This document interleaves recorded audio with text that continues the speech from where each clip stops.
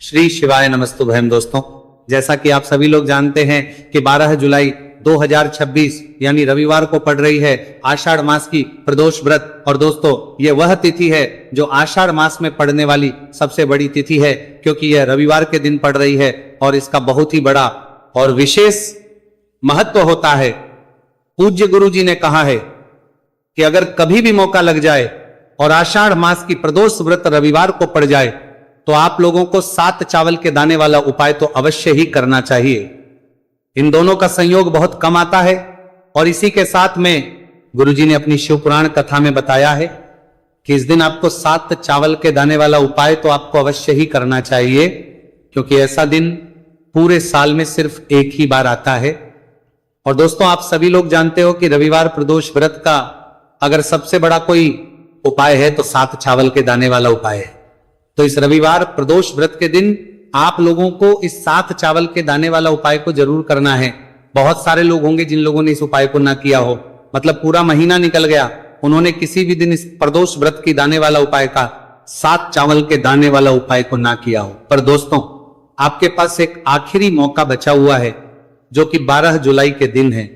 तो इस दिन आप लोगों को इस वाले उपाय को जरूर कर लेना है। भले ही आपने पूरे महीने भर इस उपाय को ना किया हो, पर अगर आपने इस आषाढ़ मास के रविवार प्रदोष व्रत के दिन अगर इस वाले उपाय को कर लिया तो आपको इस उपाय को करने का वो फल मिलेगा जिसकी आपने कभी कल्पना भी नहीं करी होगी।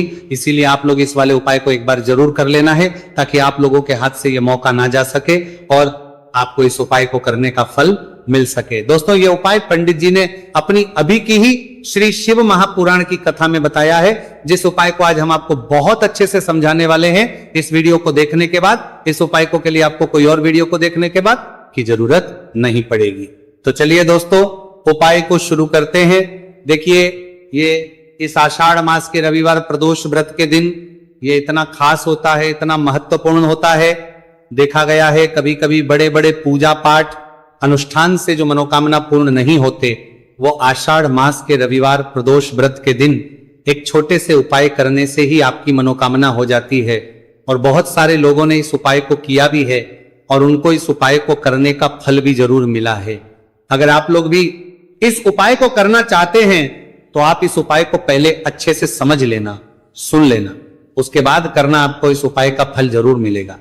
और इस उपाय को कर लेने से आपके घर में चाहे किसी भी प्रकार की दोहक और समस्या क्यों ना चल रही हो, आपको उसका कारण भी नहीं पता है कि भाई ये समस्या किस कारण से चल रही है। कुछ भी कारण हो सकता है, जैसे पितृदोष हो सकता है या किसी भी तरह का मंगल दोष भी हो सकता है। तो इस दिन आप लोगों को यह वाला उपाय कर लेना है।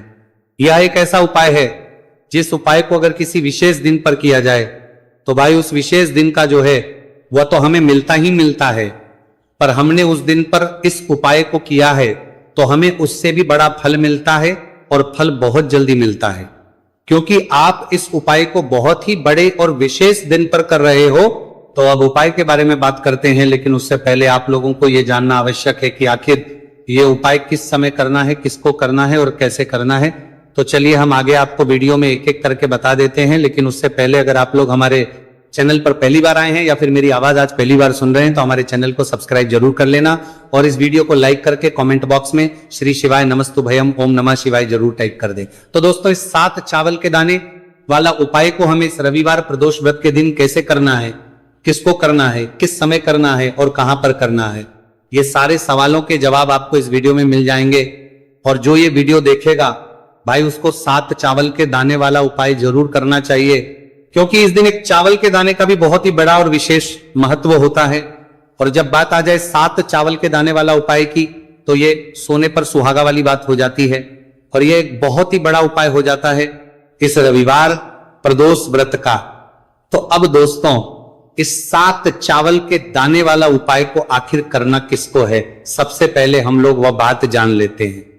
तो देखो, घर की जो बड़ी माताएं बहनें होती हैं, उन माताओं बहनों में से कोई भी एक बड़ी माता बहन इस वाले उपाय को कर सकती है। और दोस्तों, अगर आप चाहें तो अपने घर में से सभी सदस्यों को भी इस उपाय को करवा सकते हैं। अगर किसी व्यक्ति की खुद की कोई मनोकामना है, खुद की कोई दुख और परेशानी है जो कि वह अपने लिए ही करना चाहता है, इस वाले उपाय को तो वह खुद अपने लिए भी कर सकता है।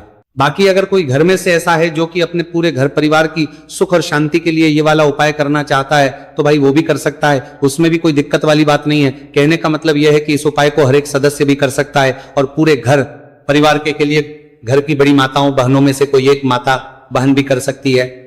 माताएं बहनें अगर घर में उपस्थित ना हो या वो ये वाला उपाय ना कर पा रही हो तो फिर घर का कोई बड़ा सदस्य भी इस 7 चावल के दाने वाला उपाय को कर सकता है, चाहे फिर वो पुरुष ही क्यों ना हो, उसमें कोई भी दिक्कत वाली बात नहीं है।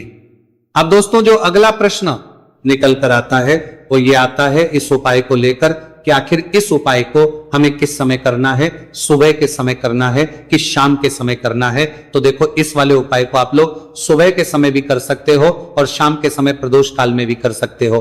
अब अगर आप पूछो कि भाई सबसे उत्तम समय कौन सा रहेगा इस 7 चावल के दाने वाला उपाय को करने का, तो हम आपसे बस यही कहेंगे कि इस उपाय को आप सुबह के समय करेंगे तो ज्यादा बेहतर होगा।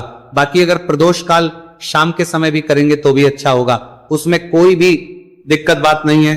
तो अब दोस्तों जो अगली सबसे बड़ी और महत्वपूर्ण बात आती है वो ये आती है कि सुबह अगर हम उपाय को करेंगे तो हमें कितने बजे से लेकर कितने बजे तक के बीच में करना है, और शाम के समय प्रदोष काल में करेंगे तो हमें कितने बजे से लेकर कितने बजे के बीच में करना है। तो देखो सुबह जितनी जल्दी हो सके आप उपाय को करने की कोशिश करना।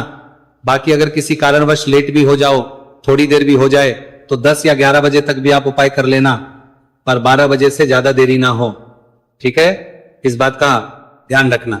उसके बाद में दोस्तों अगर शाम के समय प्रदोष काल की बात करें, प्रदोष काल का जो समय है होता है वो शाम के 6 बजे से शुरू हो जाता है।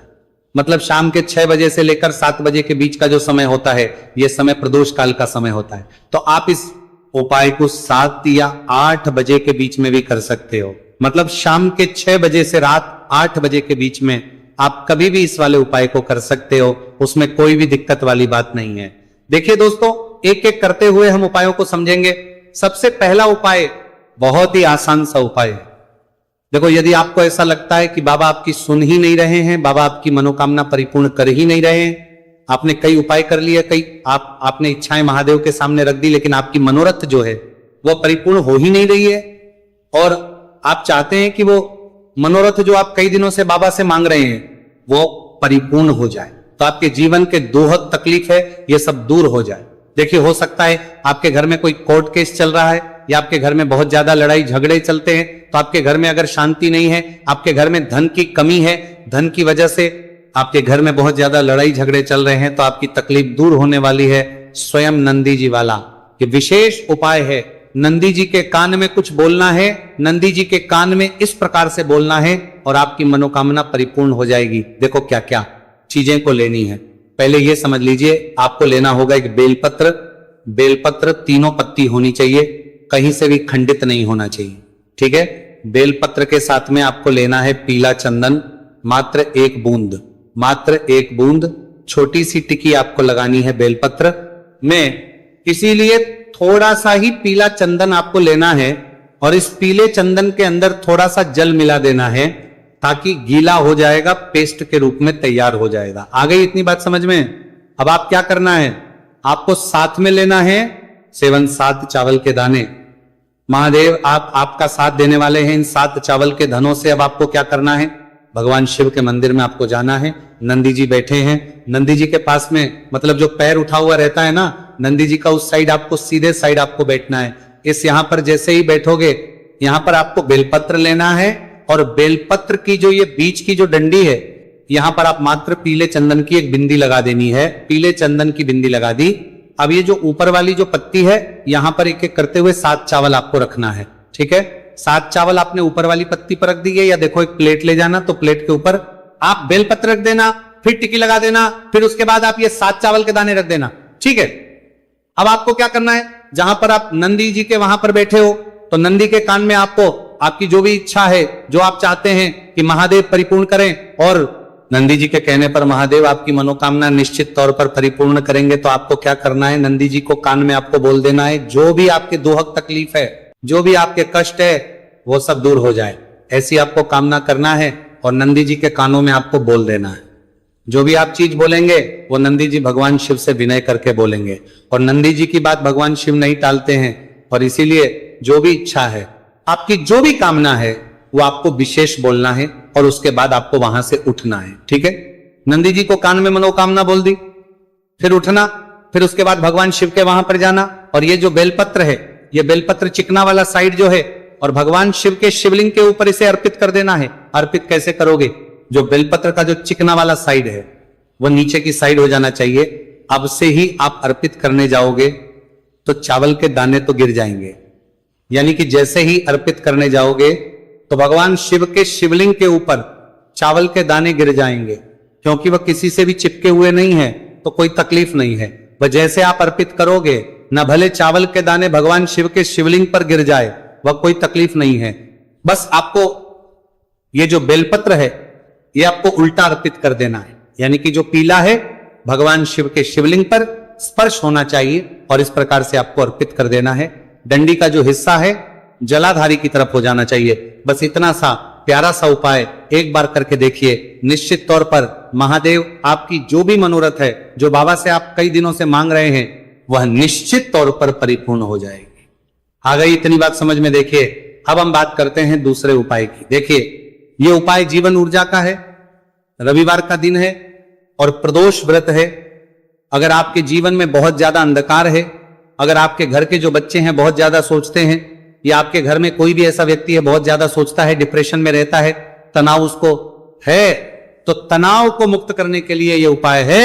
अगर उसके भाग्य में जीवन में तेज की प्राप्ति नहीं है, तेज यानी कि ऊर्जा नहीं है, उदासी रहती है, जीवन में आलस है, तो फिर उस व्यक्ति को यह उपाय करना चाहिए। कोई काम करता भी है तो उसमें सफल नहीं हो पा रहा है, तो विशेष ये उपाय उसी व्यक्ति को करना है। देखो, इस उपाय के लिए आपको क्या क्या सामग्री लेना होगी। सबसे पहले तांबे का एक पात्र लेना, उसके अंदर घर से आपको जल भरना है। अब इसी जल के अंदर आपको लाल चंदन डालना है। एक चुटकी डालें, थोड़ा ज्यादा डालें, जितना आपको डालना है आप डालें। लाल चंदन जो होता है वो तेज की वृद्धि करता है। रविवार के दिन लाल चीजों का उपाय करना बेहद शुभ होता है, और हो सके तो लाल रंग के कपड़े पहन करके अगर आप ये उपाय करेंगे ना तो और भी शुभ होगा। ये लाल चंदन मिश्रित जल आपको क्या करना है, आपको जाना है किसी भी बेलपत्र के पेड़ के वहां पर, सुबह से लेकर के शाम तक आप ये उपाय कर सकते हैं। कल रविवार की प्रदोष व्रत पर सुबह से लेकर के शाम तक आप बेलपत्र के पेड़ के वहां पर जाना। उत्तरमुखी होकर आपके जीवन के अंधकार दूर हो। जो भी आप स्मरण करेंगे, आप लेट उठते हैं, आपसे कोई कार्य बनता नहीं है, आपके जीवन में रोग बहुत ज्यादा है, तो भी आप ये उपाय करेंगे तो आपको उसका स्मरण करना है कि ये समस्या मेरी महादेव आपको दूर करना है। ऐसी कामना करते हुए आपको ये जो जल है श्री शिवाय नमस्तुभ्यम का स्मरण करते हुए यह पूरा जल आपको बेलपत्र के पेड़ की जड़ में आपको अर्पित कर देना है। बहुत ही आसान उपाय है और यह उपाय हर कोई कर सकता है, तो यह मौका आपको गंवाना बिल्कुल भी नहीं। यह हो गया दूसरा उपाय। अब हम बात करते हैं अंतिम उपाय की, तीसरे उपाय की। देखो, यह उपाय बहुत ज्यादा खास है। शिवलिंग पर चढ़ा जल 3 जगह आपको लगाना है, आपके शरीर में, और आपकी बीमारी दूर हो जाएगी। देखो, अगर आपको कोई बीमारी हो गई है और बार बार आप डॉक्टर को दिखा रहे हैं, डॉक्टर ने बोला 5-10 दिन अगर आराम नहीं होगा तो आप एडमिट हो, या आपके शरीर में कोई रोग है जो कई दिनों से है और आप चाहते हैं कि वो रोग आपका दूर हो जाए, तो ये रोग आपका निश्चित तौर पर दूर होगा। बहुत ही आसान सा उपाय है। घर का कोई भी व्यक्ति ये उपाय कर रहे नी तो सकता है, ये रोगी व्यक्ति भी ये उपाय कर सकता है। मात्र तांबे के पात्र के अंदर 1 लोटा जल लेना है, और आपको आज के दिन यानी कि रविवार की प्रदोष व्रत के दिन आपको जाना है भगवान शिव के मंदिर में। और अब आपको क्या करना है, इस उपाय को समझना। 1 लोटा जल है, अब आपको भगवान शिव के शिवलिंग पर सबसे पहले गणेश जी के स्थान पर, कार्तिकेय जी के स्थान पर, मां माता अशोक सुंदरी वाले स्थान पर, पार्वती माता के हस्तकमल पर, फिर भगवान शिव के शिवलिंग पर आपको अर्पित कर देना है। जैसे ही जल जलाधारी के वहां पर आएगा ना, वह जल आपको झेल लेना है। ठीक है, जल झेल लिया आपने। अब आपको क्या करना है, महादेव से प्रार्थना करना है कि ये बीमारी दूर करने के लिए मैं मेरे घर पर लेकर के जा रहा हूं इस व्यक्ति को। ये व्यक्ति जो है ये बीमार है, इसकी जो परेशानी है ये आपको दूर करनी है। ऐसी कामना करते हुए आपको घर पर लेकर के आ जाना है। जो भी व्यक्ति बीमार है वह खुद स्वयं उस जल को छुए और उसे 3 जगह लगाना है। एक सबसे पहला नाभि पर लगाना है, शिवलिंग पर जड़ जल। फिर दूसरा जो है मस्तक सिर पर, जहां पर हम तिलक करते हैं ना बीचों बीच में, यहां पर आपको जल लगाना है। और तीसरा जो है सिर पर आपको जल लगाना है। देखो यहां पर एक चीज समझना, जब नाभि पर आप मणिपुर चक्र में आप जल लगाएंगे, थोड़ा सा जल वहां पर लगाना। फिर उसके बाद जब दूसरा आज्ञा चक्र में आप जब जल लगाओगे ना, तो 3 त्रिपुण में दूर होना शुरू हो जाएगी।